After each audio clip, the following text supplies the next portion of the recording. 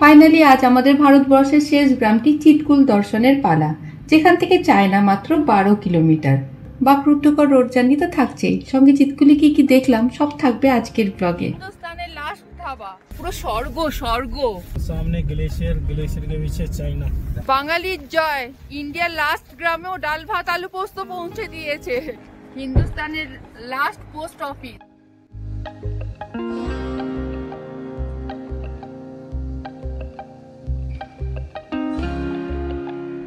Good morning from Rakcham. আজ রাকচামে আমাদের প্রথম সকাল। এখন যাব আমরা চিৎকুল, তার জন্য রেডি হয়ে গেছি। এখন টেম্পারেচার এখানে -4। চলো চিৎকুলে যাত্রা শুরু করা যাক। কাল রাত্রে চলে গেছিল -11-এ। প্রচন্ড ঠান্ডা দিন, আজকে আবার বৃষ্টি পড়বে। ওয়েদার প্রেডিকশনে দেখাচ্ছে দুপুর 2টো থেকে বৃষ্টি পড়বে। তাই দেবজিৎ গেল ছাতা নিতে ভুলে গেছিলাম। ছাতা সাথে না থাকলে পরে এরকম ঠান্ডার মধ্যে যাওয়া যাবে না। আর কথা বলতে পারছি না, চলো গাড়িতে বসে কথা বলবো।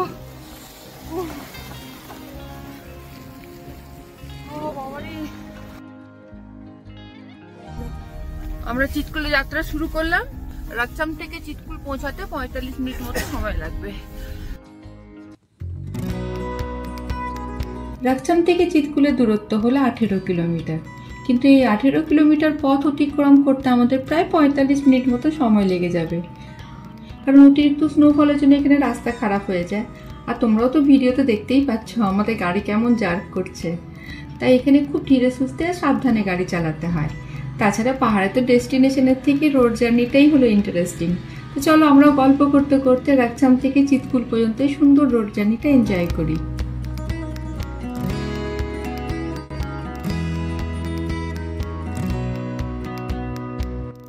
হিমাচল প্রদেশের সাংলা ভ্যালিতে ছবির মতন সুন্দর একটি ছোট্ট গ্রাম হলো চিৎকুল। আর এটি সি লেভেল থেকে প্রায় 11,320 ফিট উচ্চতায় অবস্থিত। তাছাড়া চিৎকুলকে কিন্তু ভারতবর্ষের শেষ গ্রাম হিসেবেও ধরা হয়, কারণ এরপরই কিন্তু শুরু হয়ে যায় ভারত ও চীনের বর্ডার। তাই চিৎকুলের পর সাধারণ লোকেদের আর আগে যেতে দেওয়া হয় না। চিৎকুলের থেকে আরও আগে যাওয়ার জন্য কিন্তু ভারত সরকারের কাছ থেকে স্পেশাল পারমিশনের দরকার হয়।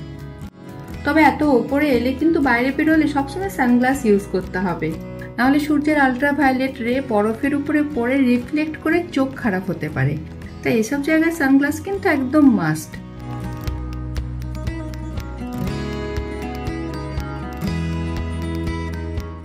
আমার চ্যানেলে যারা নতুন তাদের জন্য বলে রাখি, আমরা কিন্নর ভ্যালি ট্যুর শুরু করেছিলাম চণ্ডীগড় থেকে। তারপর একটা রাত আমরা সারাহানে কাটিয়ে তারপরের দিন সারাহান থেকে সোজা চলে গেছিলাম কল্পায় আমরা 3 দিন ছিলাম। কল্পা থেকে গতকাল আমরা এসেছি রাকচাম। যারা আমার হিমাচল প্রদেশ সিরিজের ব্লগগুলো দেখোনি প্লিজ দেখে নাও, ডেসক্রিপশন বক্সে লিঙ্ক পেয়ে যাবে।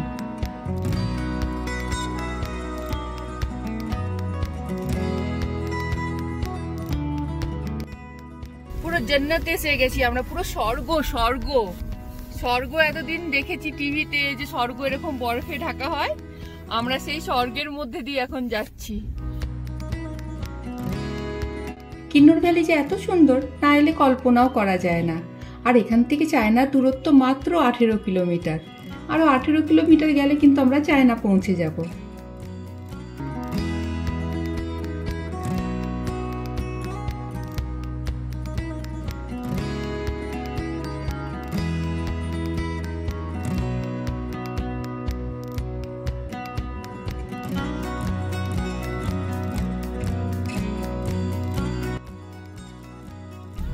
ইন্ডিয়ার লাস্ট গ্রাম চিৎকুল পর আর যেতে দেয় না, কিন্তু তারপরে আরো কিছুটা গেলে পরে চায়না বর্ডার শুরু হয়ে যায়। তারপরে যেতে দেয়, কিন্তু তার জন্য স্পেশাল পারমিটের দরকার, তাহলে তুমি আগে যেতে পারবে। তো এখন আমরা যাচ্ছি ইন্ডিয়ার লাস্ট গ্রাম চিৎকুল।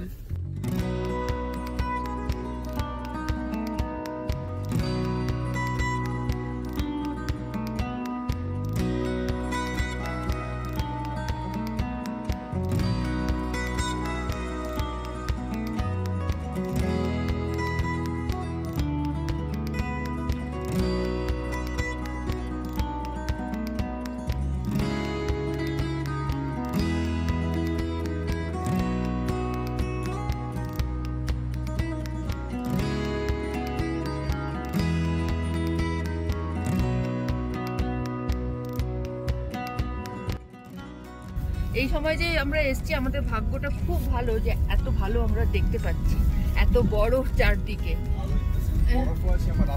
হ্যাঁ, বরফও আছে আবার রাস্তাও খোলা আছে। যেরকম আমরা আসার কিছুদিন আগেটায় জাস্ট সপ্তাহখানেক আগে এখানে এত স্নোফল হচ্ছিল, রাস্তাঘাট পুরো বন্ধ হয়ে গেছিল। কিন্তু আমাদের ভাগ্যটা ভালো যে এখন আমরা সব ঠিকঠাক ভাবে দেখতে পাচ্ছি, রাস্তাঘাট খোলা আছে, রাস্তা যেতেও পারছি। উফ, মানে নিজেকে না খুব ভাগ্যবান মনে হচ্ছে। ভাগ্যবান না ভাগ্যবতী? ভাগ্যবতী। আর তুমি ভাগ্যবান না গো? এই চিৎকুল গ্রামটি বেশিরভাগ সময় কিন্তু এরম বরফেই ঢাকা থাকে। আর এই ছোট্ট গ্রামটির পাশ দিয়ে বয়ে যাওয়া বাঁশপা নদী, পাইন আর দেবদারুর গাছগুলো যেন জায়গাটা শোভা আরো বাড়িয়ে তুলেছে। আর তার সাথে এখানকার পরিষ্কার আকাশ, নির্মল বাতাস চিৎকুলকে এক শান্ত স্নিগ্ধ পরিবেশে পরিণত করেছে। Recently IIT Delhi centre of atmospheric science ডিপার্টমেন্টের একটি সার্ভেতে দেখা গেছে চিৎকুলে নাকি ভারতবর্ষের সবথেকে পরিষ্কার বাতাস রয়েছে। তাই এখানে এয়ার পলিউশন একেবারে নেই বললেই চলে। রাস্তার বরফগুলো সরিয়ে রাস্তা পরিষ্কার করছে। রাস্তা অনেক বরফ জমে গেছে, আর বরফ খুব স্লিপ করে তো গাড়ি যেতে পারবে না, তাই বরফ সরিয়ে এখন রাস্তা পরিষ্কার করছে। এখানে ইন্ডিয়ান আর্মির বিআরএফও খুব অ্যাক্টিভ। বরফ পড়লে সঙ্গে সঙ্গে রোড পরিষ্কার করে দেয়, বা যদি ধস নামে তাহলেও সঙ্গে সঙ্গে রাস্তাঘাট পরিষ্কার করে দেয়, যার জন্য কারো কোনো অসুবিধা হয় না।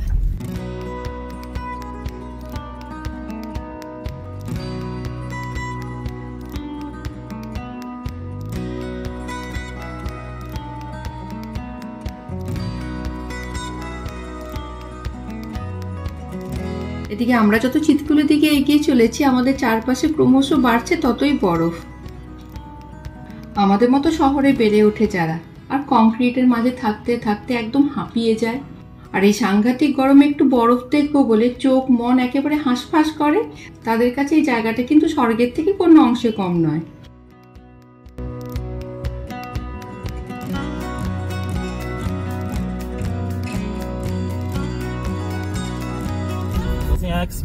एक्सपीरियंस फुल गाड़ी चलाने का।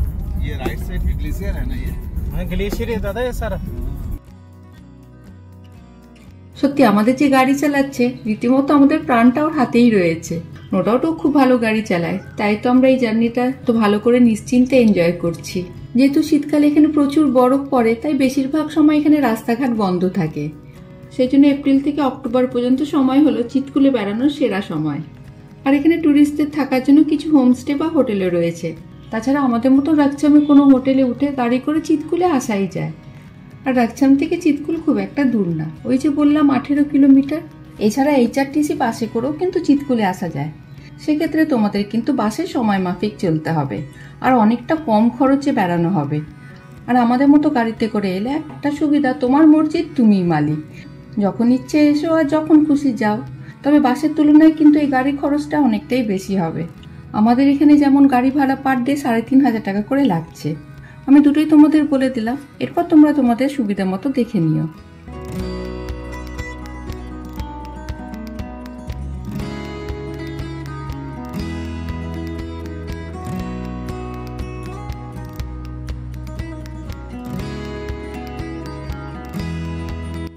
সামনে পাহাড়ের একদম টপে স্নোফল হচ্ছে, এখান থেকে দেখা যাচ্ছে। सामने ग्लेशियर के पीछे चाइना 11,320 की हाइट पे। 11,320 ফিট ওপরে চিৎকুল, ইন্ডিয়ার শেষ গ্রাম, লাস্ট ভিলেজ অফ ইন্ডিয়া চিৎকুল আমরা পৌঁছে গেছি।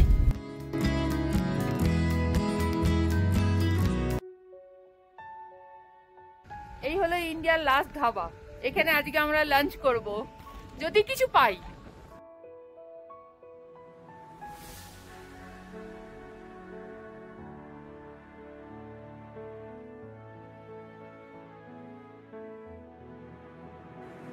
হিন্দুস্তানের লাস্ট পোস্ট অফিস। চিৎকুলে থাকার জন্য এদিকে কিছু হোটেল আর হোমস্টে রয়েছে। তবে এই গ্রামের বাড়িগুলো কিন্তু কাঠের, আর তার উপরে স্লেটের তৈরি ছাদ। তবে হোটেলগুলো আধুনিক। আর চিৎকুল গ্রামটা তো খুবই ছোট, তাই এখানে খুব বেশি ঘর বাড়ি নেই। কথাগুলো না ঠান্ডায় জড়িয়ে যাচ্ছে। এখানে এখন অনেক ঘর বাড়ি হোটেল হয়ে গেছে তো, তাই আমার মনে হয় কিছুটা হলো এই চিৎকুল গ্রামের সৌন্দর্যটা নষ্ট হয়ে গেছে। আর এর জন্য তো আমরা নিজেরাই দায়ী। আমরা সবাই এখানে ঘুরতে আসি, তাই এখানে বড় বড় হোটেল তৈরি হচ্ছে। আমরা যদি না দেখতে আসতাম এসব জায়গা, তাহলে কোনো হোটেলে হতো না।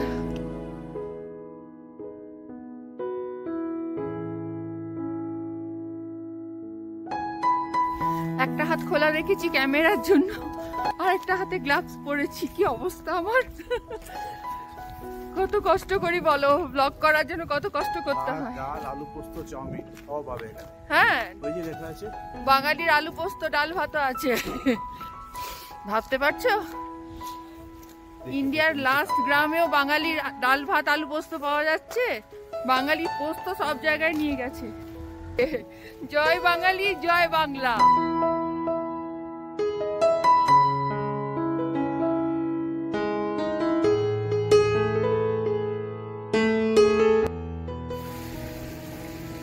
ठंड है तो क्या हुआ, पागलपंथी भी जरूरी।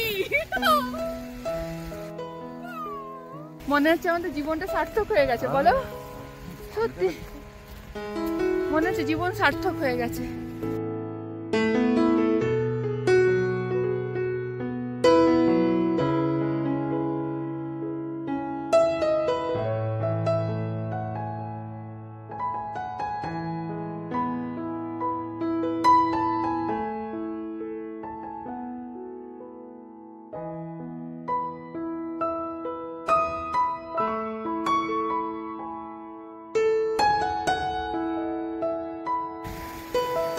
ওই ওপরে পাহাড়ের উপরে ওই যে ওই দিকটা স্নোফল হচ্ছে ওখানে। যে বাঁশপা নদীকে আমরা রাচ্ছামে দেখলাম, সেই বাঁশপা নদী এখানে বয়ে যাচ্ছে, কুলকুল করে বইছে বাঁশপা। ওই যে ওখান থেকে এত বরফের মধ্যেও নদী দেখো সমানে কুলকুল করে বয়ে যাচ্ছে। নদীর জল কিন্তু জমে। এখান থেকে একটা জিনিস আমরা শিখতে পাচ্ছি যে জীবনে আমাদের সবারই দুঃখ কষ্ট সমস্ত কিছু আছে, কিন্তু সেই দুঃখ কষ্ট নিয়ে আমাদেরকে চলতে হবে। যদি আমরা একবার থেমে যাই তাহলে এই বরফগুলোর মতো জমে যাব। যদি নদীর জলের মতো আমাদের জীবনে চলতে থাকে তা দেখবে দুঃখ কষ্ট একদিন সমস্ত দূর হয়ে যাবে। আলটিমেট আলটিমেট আলটিমেট ভিউ, জীবন সার্থক।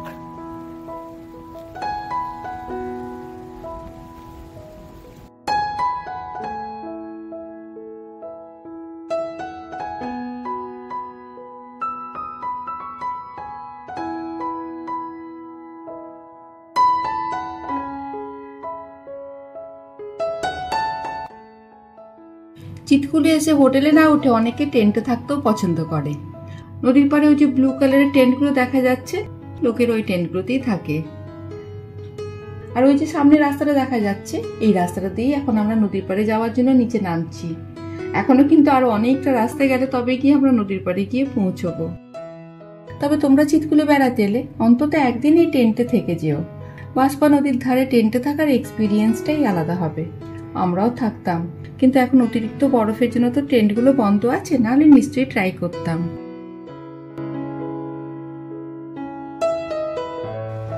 এখন এই টেন্টগুলো বন্ধ আছে, সিজনের সময় খুলবে।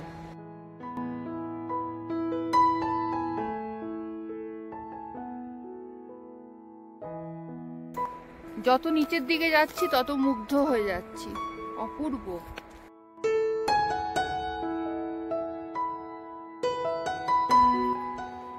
চিতকুলে বাঁশপা নদীর তীরে সরকারি স্কুল, আবার নতুন করে ভর্তি হবে নাকি স্কুলে? আমার তো মনে হচ্ছে আবার শুরু করি। বাঁশপা নদীর ধারে এরকম পরিবেশে স্কুল দেখে আমার মনে হচ্ছে আমি আবার স্কুলে ভর্তি হই। তবে ভর্তি হতে পারলে কিন্তু মন্দ হতো না। যে ভুলগুলো ছোটবেলায় করেছি সেই ভুলগুলো তো এখন মনে আছে না। এখন যদি ভর্তি হতে পারতাম স্কুলে তাহলে নিশ্চয়ই পড়াশোনাটা একটু ভালো করেই করতাম। বলছি নিচে তো নেমে যাচ্ছি, ওঠার সময় কি অবস্থা হবে গো? একটু কষ্ট হবে, একটু হবে না, অনেক কষ্ট হবে। সেরকম রেস্ট নিয়ে উঠা যাবে। অনেকটাই নিচে নামলাম। হ্যাঁ, রেস্ট নিয়ে নিয়ে উঠতে হবে। চড়াইটাই উঠতে কষ্ট হয়, পাহাড়ে এটাই কষ্ট। কিন্তু বাবা পাহাড় যা পাহাড় পাহাড়, মানে কি বলবো, যেটা ইচ্ছে ছিল 100% ইচ্ছে পূরণ হয়েছে, ইচ্ছে পূরণ। এত বরফ দেখবো করছিলে, হ্যাঁ বরফের সময় ঠান্ডা জায়গায় ঘুরতে যাবো বলো। হ্যাঁ, আমি এটা বলছিলাম শীতকালে না ঠান্ডা জায়গায় ঘুরতে যাবো, তাহলে বরফ দেখতে পাবো। আজকাল তো কোথাও গিয়ে বরফ দেখা যায় না, কিন্তু এখানে এসে যে এরকম বরফ দেখতে পাবো, সত্যি এই লেভেলে বরফ দেখতে পাবো ভাবতে পারিনি। আমি ভেবেছিলাম চিৎকুলে এসে একটু বরফ দেখতে পাবো বা কোথাও, কিন্তু কল্পা থেকে যেভাবে আমরা বরফ দেখতে পেয়েছি, মানে পুরো আমাদের ট্রিপের পয়সা বসুল হয়ে গেছে।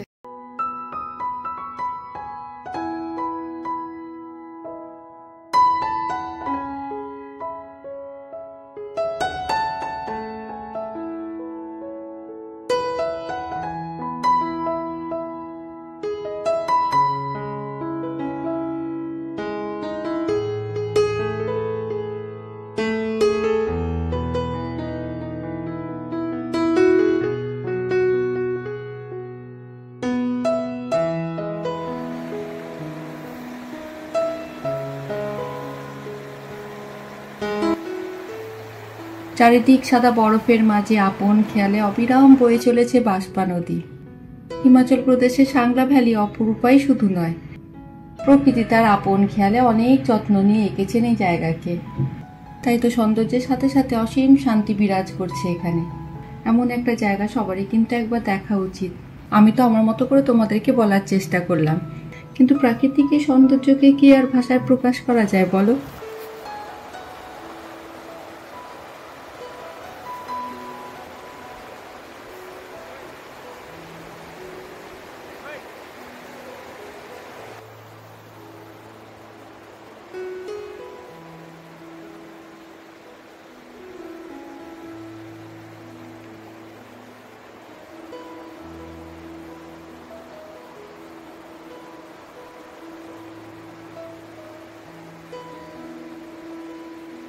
চারিদিকে বরফ, তার মধ্যেখান দিয়ে কুলকুল করে বয়ে যাচ্ছে বাঁশপা নদী।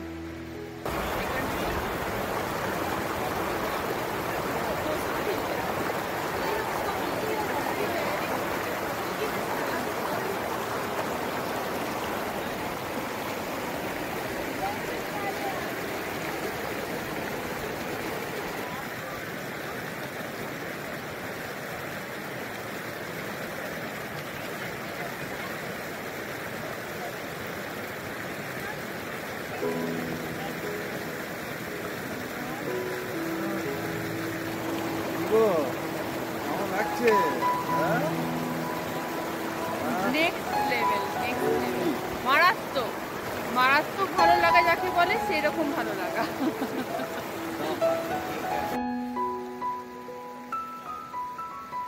নেচারের কাছে কিন্তু সবাই সমান, বড় ছোট কেউ হয় না।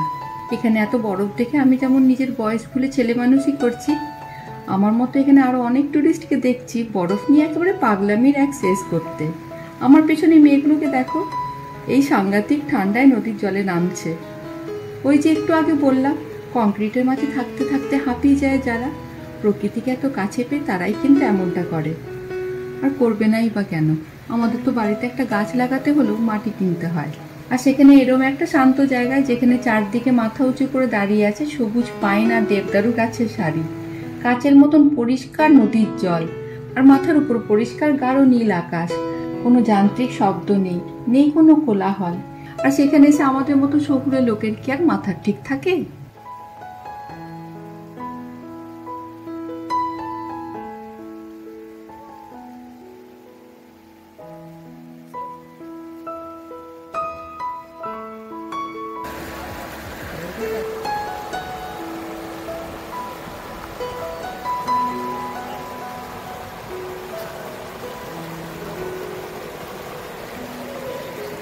हर हर शंभु शिव महादेवा शंभु।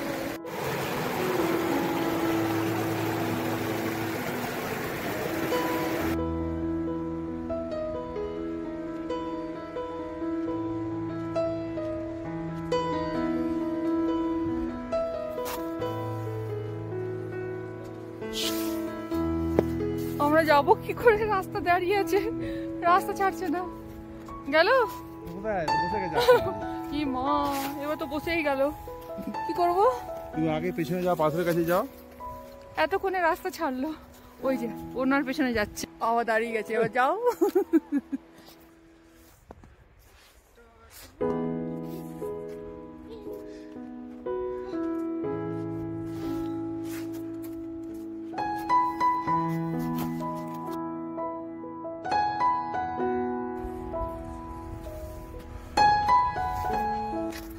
আমাদের ওখানে কখনো সখনো একটু শিলার বৃষ্টি হলে আমরা খুশিতে একেবারে পাগল হয়ে যাই। তখন ওই কটা বরফ নিয়ে কি করব বুঝে পাই না, যতক্ষণ না গলে জল হয় হাতে ধরে বসে থাকি।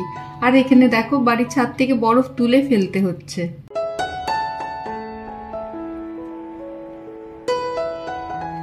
হিন্দুস্তানের লাস্ট ধাবা, এখন আমরা ওই ধাবায় গিয়ে চা খাবো। হিন্দুস্তানের লাস্ট পোস্ট অফিস। নিচে যাচ্ছ?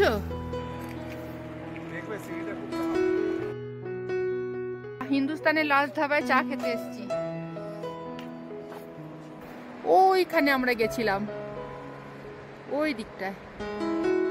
আজ লাঞ্চটা আমাদের হিন্দুস্তানের আখরি ধাবাতে করার খুব ইচ্ছে ছিল, কিন্তু এখানে চা ছাড়া আর কিছুই পাওয়া গেল না। তো যাই হোক, লাঞ্চটা না হয় আমরা হোটেলে ফিরে গিয়ে করেই নেব, কিন্তু ইন্ডিয়ার লাস্ট ধাবাতে দাঁড়িয়ে বাষ্পা নদী দেখতে দেখতে চা খাবার মজাই কিন্তু আলাদা। চারপাশে এখন এই নামে আরো অনেক ধাবা খুলে গেল। চিৎকুলে বেড়াতে এসে সবাই একবার এই ধাবাটাতে আসবে, সে বড় বড় সেলিব্রিটি হোক বা আমাদের মতন সাধারণ মানুষ। এমন একটি কাউকেও পাবে না যে চিৎকুলে বেড়াতে এসছে অথচ হিন্দুস্তানের আখরি ধাবাতে আসেনি। কি গো, হিন্দুস্তানে আখরি ধাবাতে চা খেয়ে কিরকম ফিল হচ্ছে? ঠান্ডায় জমে গেছিলাম, চাটা এত সুন্দর বানিয়েছে না, গরম আর মশলা দেওয়া চা। নাক দিয়ে জল পড়ছে, নাকের ডগরা একদম ঠান্ডা জমে গেছে, মশলা দেওয়া। अच्छा, यहाँ से बॉर्डर कितना दूर? 2 কিলোমিটার। লাল রঙের বিল্ডিংটা দেখা যাচ্ছে, ওটা লাস্ট, ওখান থেকে বর্ডার শুরু হচ্ছে। এই বাষ্পা নদী বয়ে আসছে তিব্বত থেকে।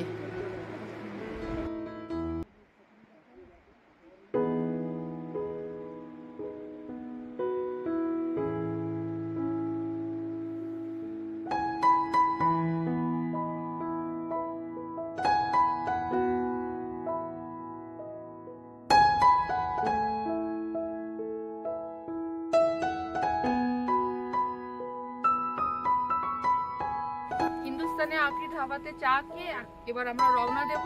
এখান থেকে তো এখন যেতে ইচ্ছা করছে না, কিন্তু যেতে হবে, কিছু করার নেই। তো যেভাবে আমরা উপরে উঠে এসেছিলাম সে ওই একই রাস্তা দিয়ে নিচে নেমে যাব।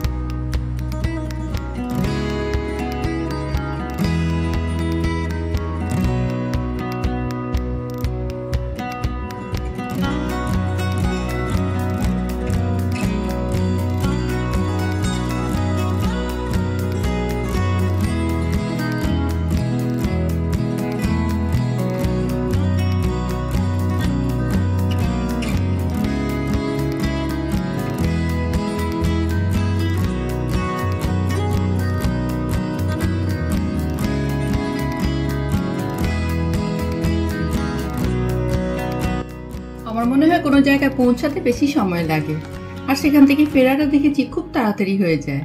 এদিকে আমরা রাকচামে ফিরে লাঞ্চ করে একটু ব্যালকনিতে বসেছি।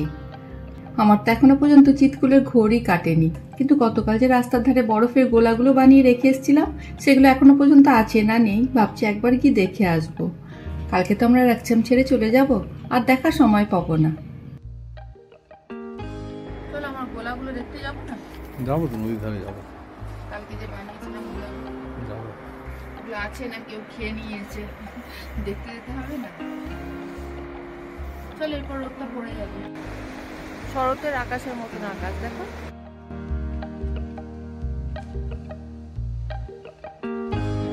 আজ ব্লগটা আমি এখানেই শেষ করলাম।